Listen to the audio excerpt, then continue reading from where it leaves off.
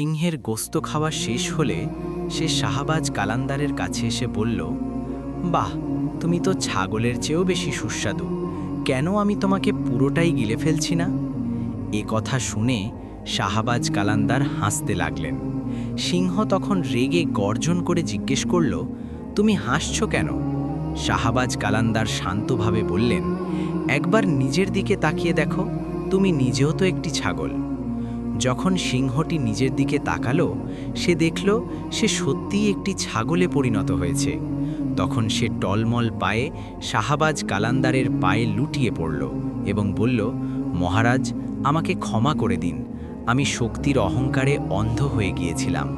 দয়া করে আমাকে একটি সুযোগ দিন। শাহবাজ কালান্দার পরম মমতায় তার দিকে তাকালেন এবং বললেন, অহংকার সব সময় পতনের কারণ হয়। শেখো যে শক্তির সঠিক ব্যবহার কিভাবে করতে হয়। পরের মুহূর্তেই সিংহটি আবার তার আসল রূপ ফিরে পেল।